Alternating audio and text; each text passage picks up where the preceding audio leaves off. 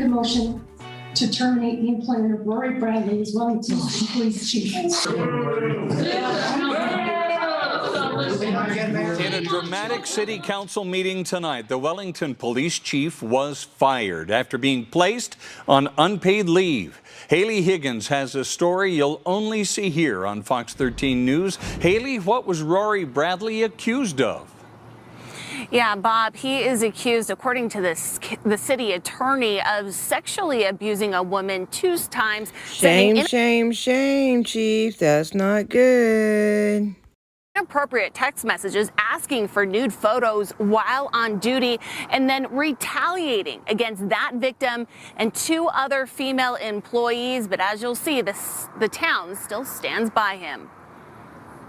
The Wellington City Council meeting resulting in shouts and accusations between the mayor, attorneys, and community members. I'm not going to sit here unless you misrepresent. You just did the same thing, John. You just did the same thing. It's my turn. Do I give a turn? Do I give a turn? In an executive session traditionally held behind closed doors, the chief's attorney asked it to be made public to clear the air. He does, but he has to say the truth. Town attorney John Schindler accuses Bradley of sexually abusing a city employee twice and sending inappropriate text messages beginning in March 2020. Open quote, I only take payment in full frontal nudity, close quote.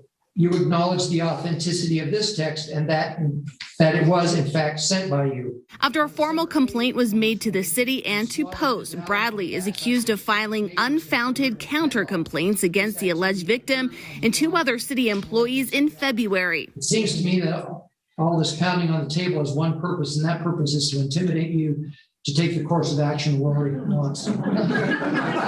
While not condoning Bradley's actions, his attorney argues the advances were not unwanted. But what's important is this is kind of how people behave in Wellington City, apparently, right? Okay. Bradley apologized to the city and says the communication was harmless. These were simply to be meant to be fun.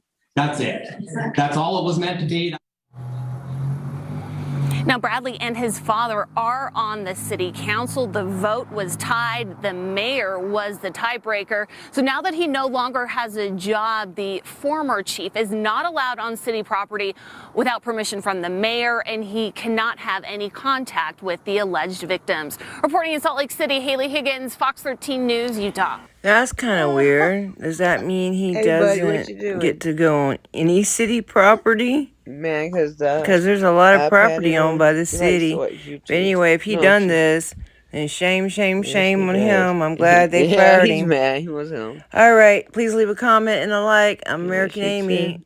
Link to the description below. Look at my Tory boy. He was getting sleepy that day. Find you on there. I miss him.